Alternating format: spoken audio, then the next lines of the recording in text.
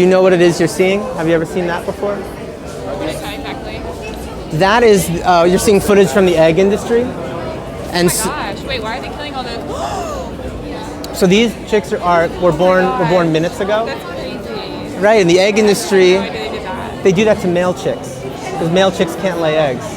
And so sick. they can never produce a profit for the industry, so they're seen as a waste product. They just kill them. All of them, yeah. A very select few will be kept to have their sperm taken from them to continue the procreation. It's life. This is life? I mean, like it's life. Oh, like that they're taking. Life. Oh, absolutely. It's so crazy. No, it is true. Okay, I can't believe it. It's done because it's profitable, and it's profitable because we pay for it. Is really what it boils down to. So It's the just only way supply to and stop demand. that is if we stop buying that product. It's the only way to stop buying it. We live in this is a capitalist society we live in, right? It's so messed up. I don't like that. How can people buy that if that's happening? Well, people don't know. I mean, when you buy a carton of eggs, this isn't what you see, Well, I right? think You see words like they should cage have free. that at every food store. What you're seeing is this could be organic. This is cage free. This is pasture raised. This happens in 98% of the egg industry right here. Can you imagine if this was like puppies we were looking at? Right. Cats, No golden different, retrievers. No different. You don't see a difference? I mean, like I don't think that baby chick should die, whether it's a baby chick or it's a dog. Right. Right. What if it was being eaten? What if it was going to be eaten? Yeah, it's so messed. It's just no. I mean, if it's with a food chain line, if it's a food chain line and an animal is eating another animal because it's natural, okay. Right. But if a human is killing it innocently, Yeah. there's something very wrong with that. Like Yeah. what they need, no, that's messed up. Like you either need to raise the price of eggs and make them fewer and only have so many chickens hatching. Well, the problem is or don't do that. there's no way to make it so only females are born. There will always be males and females in roughly equal amounts, right? Right, but you can limit how many eggs you produce, and for the consumers. And so what they should do is limit how many male and female chicks are alive, right? And control how many babies they're having. So have a control system and pop out eggs. That is what they do. And then higher the price of the eggs. The amount of eggs that we produce are based on the demand made by consumers. So but they're still meeting we have too many males. right, but they can't pick the gender of the chicken that's going to be born. The females don't really have it any better. They'll have their beaks cut off, and then they'll lay about an egg a day. Whereas in nature, a chicken would lay about an egg every month, like a female menstrual cycle. It's the same thing. They've been genetically modified through selective breeding to lay an egg every day. So it's like being on a heavy menstrual cycle year round. So a lot of them just die from cramping and like health issues from that. And then after about 6 or so weeks, they'll be hung upside down and killed for meat. And the average life of a chicken is 8 to 10 years in nature. Okay, you know how like they're starting to genetically modify humans to have like certain birds, like in China? Yeah. Do you think that they could do that to these chickens and only have female eggs? Well, let me ask you a question. Like, in any situation we're talking about, right? What we're talking about, the goal here is to take from the animal, right? To take an egg or to take dairy or to take flesh for meat, right? Like that's the goal that you're describing, right? Is how to like maximize product without cruelty. Right. So would you say you are still in favor of like, say, consuming animals or taking dairy from animals, etc.? Like, can you think of a way of doing that would be morally sound for you?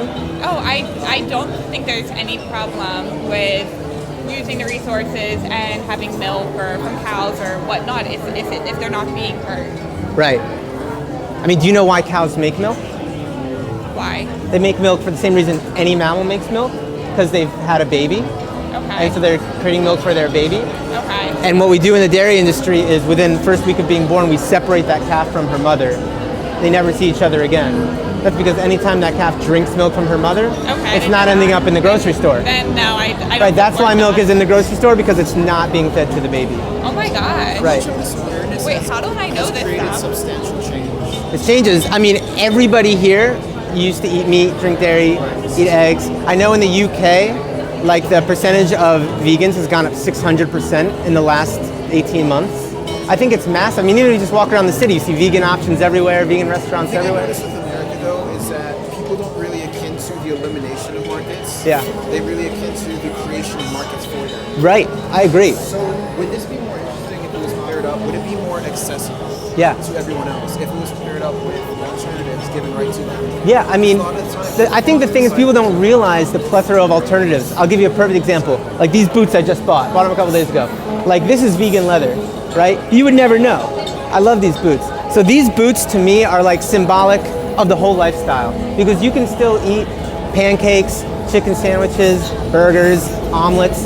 Like there are awesome vegan versions of all these things. You really end up giving up very little because it's all there for us. People just don't really see it. Let's say we have vegan leather, vegan burgers, vegan chicken sandwiches, and we can choose, right? If you're in a room, you got a vegan burger in one corner and a cow in the other corner. You can either kill that cow, right, to take its flesh, make a burger, or you can eat the vegan burger. Like, which would you choose? How new is this movement? I mean, the word vegan, I mean, technically speaking, the word vegan was invented in like the 40s. Vegetarianism has been around, there are like ancient cultures that are vegetarian. But really what this movement is, it's just like a movement of non-violence, right? It's like, look, we're inflicting violence upon literally trillions of like innocent beings every year, needlessly. So the idea of non-violence, of peace and love and compassion, I mean, that's as old as human beings. The thing is, I feel The thing is that most of us are just living misaligned with our own morals. Like if I had brought a little cute pig here, like what would your gut reaction be? Do you think? Like what would you want to do? I would pet the pig. That's You pet the hell out of that pig, right? And your heart would be full of fuzzies. Would you start to salivate when you saw that pig?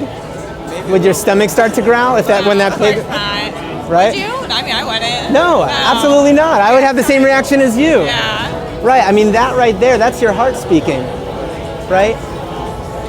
But yet there's a contradiction, that experience, and then what we're doing to animals. There's a bit of a contradiction there. Yeah. People definitely are just like, they're so caught up in their own life, they don't think about it. They're like, oh, well, it's here, then someone has to drink it, then I will. Yeah. But then they don't realize that they're actually like contributing to being a consumer of it. Yeah, I think you're right. I think a lot of it is just lack of awareness. It's not like everyone who eats animals is a bad person. Right. I ate animals for 20-something years of my life. Yeah. That didn't make me a bad person. But I think really good people can unknowingly do bad things, not even knowing it. I'm completely guilty of that, you know? Right. But then once you start to know, once you know better, you can do better, you know?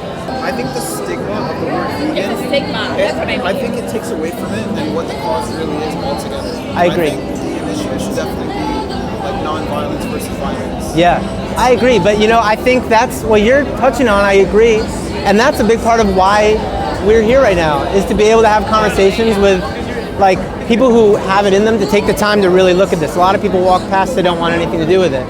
But not everybody. Some people are willing to dive in and watch this footage and consider what's being put in front of them, consider how their decisions might impact it. And it's just through conversations and people like you, people with good hearts, that word starts to change. I mean, it already is changing, and it will continue to change. If 10 people, 100, 1,000 people watch this and change their minds, start to at least incorporate, you know, maybe I'm going to take eggs out of my dietary habits, or maybe I'm going to take milk out of my dietary habits. Would that be the goal? 10, 100, 1,000? The goal would be that no animals are killed because they taste good. The only way You know? to accomplish this goal, though, is not only, I believe, not only through nonviolent efforts, but Yeah. not only through promoting the efforts of promoting nonviolence. Yeah. I believe it has to be attacked from every single direction. Well, I mean, By not only decreasing a segment of a market, Yeah. but also giving those people who are now looking for something new the opportunity for something new right in their hands at the same exact time. Right. That's the only way to actually keep them into something and continue allowing them to change. Most people, how much does it really take for them to break their habits? So we're talking about like basically obstacles for people. What would incline somebody to change? What would keep somebody from changing, right? Exactly. And what would keep you guys from changing? I think not only cost, it's a multitude of factors, but I believe cost is like, Yeah. sure, for most people. I think a lot of people have this idea that a vegan lifestyle is a more expensive lifestyle. And it really couldn't be further from the truth, because if you think about the cheapest foods on the planet, we're talking about grains, pasta, like produce. Those are the foods, like the expensive foods are the meat and the dairy. Even those should be more expensive, but it's government subsidies that makes them so affordable. But the cheapest foods, I mean, in third world countries, they're not growing livestock, right? They're growing produce for themselves. Grains, quinoa and millet and lentils and beans and... Would you believe that... Not to mention there are vegan fish options, like in Trader Joe's, Whole Foods. I mean, you just go to the freezer section. They have like fillets and whatnot. that are vegan? Oh yeah. Man, in New York City, there's a vegan sushi place walking distance from here called Beyond Sushi. Oh yes, no, I love that place. Have you been? Yes. See, I mean, you know then. You know, like it can totally be done. Like, Would you consider that? I feel like this is enough to make people, you know, like it hits them, right? It makes them think something in my life is not as I thought it was. yeah. But people then necessarily immediately need something to then replace that Yeah. in order to keep them from going right. Look, if you think about the animal products you eat, like, and you count every single one, it would be hard to count to 10 on your hands, right? Like the different animals you eat, eggs, dairy, fish, like how many, 10, 12 things. As far as edible plant foods, there's 70,000. When So like when you do these campaigns, yeah. you now have the power to steer the people who did realize that they're doing the wrong thing. Yeah. You now have the power to steer those people in a direction. Yeah. Which you believe in. Would you be interested in being steered in that direction? Because that's what these cards are for, that we have in our pockets. Yeah, so, Thank you, I appreciate it. yeah, because you're talking about obstacles in people's lives, right? But really, like, a society is made up of individuals. And the direction of that society is made up by the choices of those individuals. So, like, the same way every vote counts, like, every time you sit down for a meal, it really counts.